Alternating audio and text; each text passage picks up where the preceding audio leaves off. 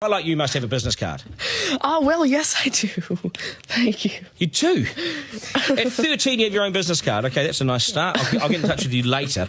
Sure. What do you do? Oh, well, mainly, I like to call myself a software and cognitive developer because I love developing with cognitive computing and artificial intelligence.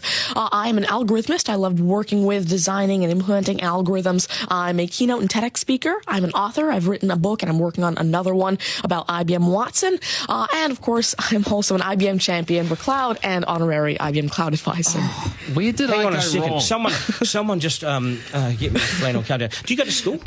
Well, I'm currently homeschooled in grade 8 going to grade 9 now. Wow. Okay, so you're bright. Artificial intelligence, it's taking over the world. Is that fair to say? Well, you see, that's actually one thing that I believe a lot of people have, this sort of misconception that artificial intelligence is this technology that was made to replace humans at really everything we do, whether it be, our jobs or whatever we do at home every day. But really what I believe is that artificial intelligence was developed and is continuing to be developed for the sole purpose of really augmenting our life and amplifying our skills or capabilities and what we can do every day. But what about when the computers actually learn that they're better than us? Well, you see, that's sort of called a singularity of artificial intelligence, at which point artificial intelligence has surpassed human intelligence to the point that we cannot control it. But really what I believe at this point, artificial intelligence, I won't go into the details right now since we're limited on time, but the thing is right now, artificial intelligence itself as a technology is so foolable and so primitive that either A, we won't reach that singularity point, or B, if we do, it's a very long ways off. Do you understand that, Mark? No. I couldn't. I wanted to take notes for the exam at the end of this. You lost them in the first sentence. Could I perhaps offer you a golf ball?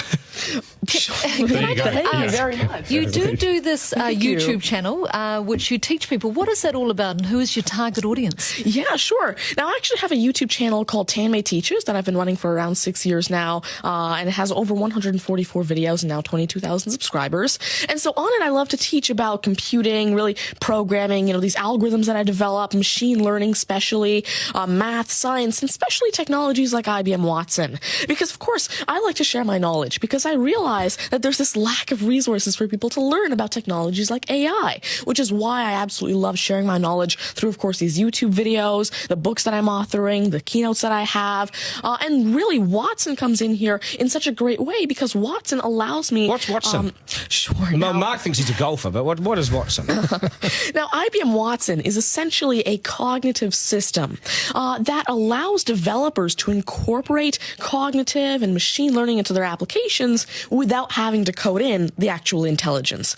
And what this means is that, of course, right now, really one of the main reasons developers aren't incorporating more machine learning into their apps is because it's so hard to do. It's really difficult to incorporate intelligence because... Has the I'm going to take this somewhere else, this interview. Has the Homeschooling Association of the World got hold of you as the front person?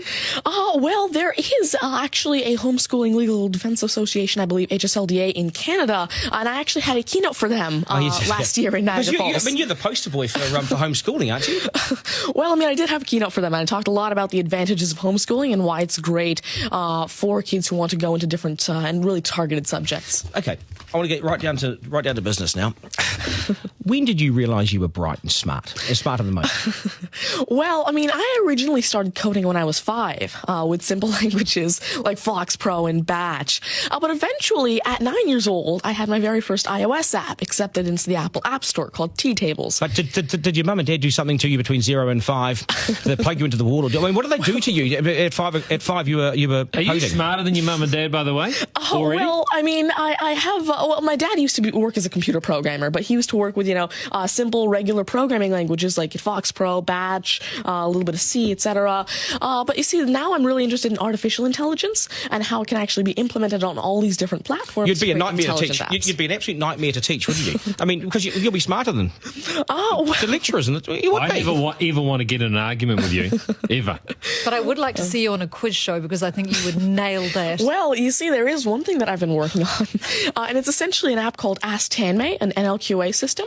And so essentially, it's a system system that can take your natural language questions and answer them for you using Watson and artificial intelligence. And actually, the original reason why I made Ask Tanmay, there's an Indian version of the Who Wants to Be a Millionaire show called KBC, which I originally wanted Ask Tanmay to play. So that actually ties in quite a bit with what I wanted to do. It's nice to see you. Do you get, because you're homeschooling, you wouldn't go to school dances and things like that, would you? School socials and things? Do you go well, I actually used to be regularly schooled until grade 6. Right. Then I became homeschooled, and so of course I still do have my friends from school. This is still a victory for public schools. Take that golf ball and bring it back to me when you've actually worked out a way in which it'll always go straight. Because I think you could do it. Technically, using a genetic algorithm or something. I knew there'd be an answer. Hey, it's brilliant to meet you. You're a complete inspiration. Thank you. And I hope my son was watching, a 7-year-old son. Message to Buster Garner, you got work to do, mate. Do your homework, and we got to sharpen things up. Nice to see you. Thank you very much. All the very best. Thank You're you. amazing. Thank you. You're amazing. Okay, news is next, and then we are joined by today's panel, which won't be as smart as this guy, but they'll still be good, and we will head back to the beach as well for a game of 9 and 10. So much pressure now on the contestant in 9 and 10 just to rip through it and get it right. That's coming up after 8.